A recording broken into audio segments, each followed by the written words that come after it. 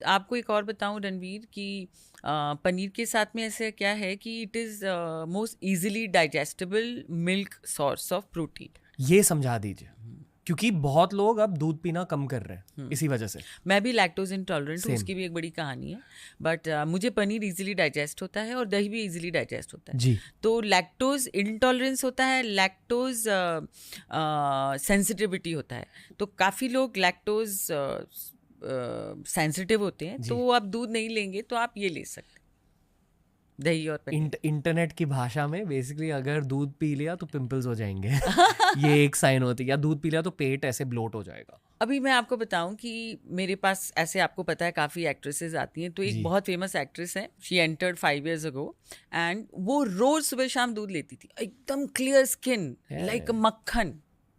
पंजाबी थी, या क्योंकि कुछ कुछ हाँ, एथनिसिटीज में दूध ज़्यादा आसानी से ज़्यादा डाइजेस्ट। आसानी से डाइजेस्ट होता है।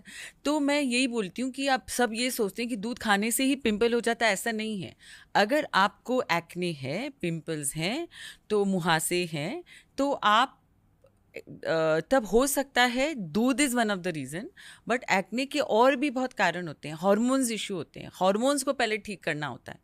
और जो बच्चों, जो यंग लड़कियां और जो लड़कों की एज होती है, विच इज़ प्यूबर्टी एज में, उसमें होएंगे ही एक्ने। तो इट इज़ लाइक अभी जैसे आपको 14 साल की, 15 साल की उम्र के बाद में आपकी आवाज़ होगी हॉर्स, उसके बाद आपकी दाढ़ी भी आएगी। I mean it is a natural process of growing up. तो अगर अगर हम 2-3 साल पे ज़्यादा ध्यान नहीं दें, दूध न छोड़ें, क्योंकि दूध के लिए दूध में जो कैल्शियम होता है वो बहुत हाईली एब्जॉर्बेबल फॉर्म होता है।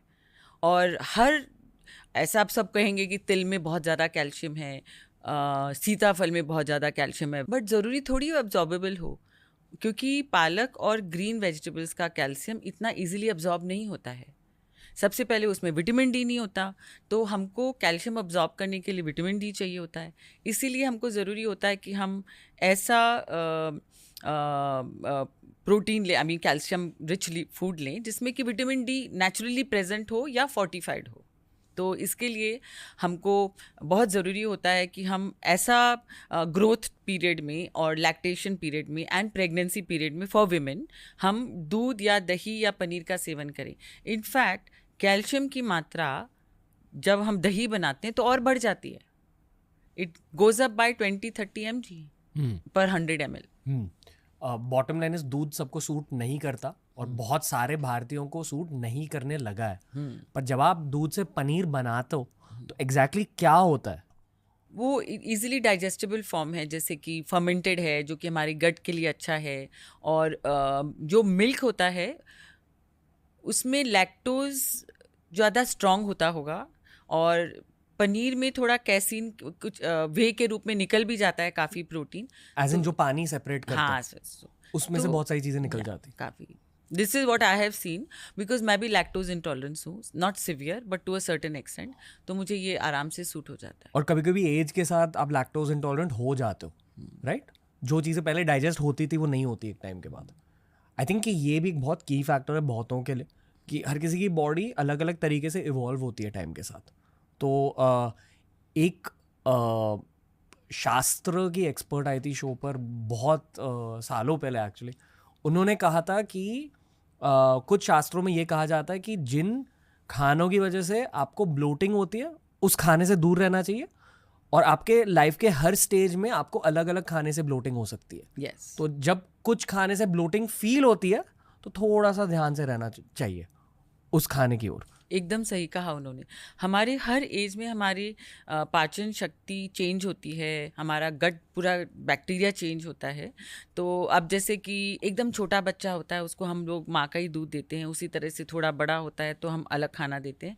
तो जिस तरह से हमारी पाचन शक्ति चेंज हो रही है बचपन से, उसी तरह से उसका डिस्ट्रक्शन होता है after the age of 45 specially. After age of 45? 5, हाँ, 45 के बाद में धीरे धीरे हमारी पाचन शक्ति कमज़ोर होती जाती है। जी। तो उस वक्त आपको देखना चाहिए आप क्या डाइजेस्ट कर पा रहे हो। और दूसरा, हार्मोन चेंजेस से भी हम काफ़ी चीज़ नहीं डाइजेस्ट कर पाते हैं, एक ये भी एक चीज़ है। और आफ्टर द एज ऑफ 45-50 काफ़ी लोग सोचते हैं कि वो अब जो इंडिया में जो मसाला चाय बहुत फेमस, वो नहीं ले पाते हैं, तो सबके सब they switch over to black tea. वाह, या जो सर्विस टी जो बोलते हैं, ये दूध की वजह से? दूध की वजह से दूध नहीं डाइजेस्ट होता है काफ़ी लोगों को। दूध के बदले आप सब्स्टिट्यूट मिल्क्स रेकमेंड करते हो लोगों को? सो दूध नहीं लेना है तो आप नहीं, अगर आपको चाय का कोई भी अगर एसिडिटी लेके आता है तो हम सबसे पहले बोलते हैं आप मिक्स चाय या दूध वाली कॉफ़ी बंद करो, इसकी जगह switch over to service tea. Service tea क्या है, जो कि गर्म पानी है, उसमें टी बैग डाला, थोड़ा सा दूध डाला और चाय आपकी तैयार हो गई। कड़क चाय बनती है, बहुत अच्छी बनती है, मैं वही लेती हूँ।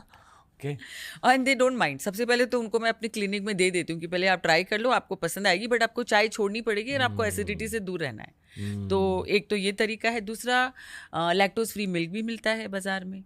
और तीसरा मैंने देखा है कि अगर हम फैट फ्री दूध से हमारा मसाला चाय बनाए तो वो थोड़ा डाइजेस्ट बेटर होता है। फैट फ्री दूध, विच इज़ नेस्ले का, ब्रिटानिया का टेट्रा पैक मिलता है, that is more digestible than full fat milk.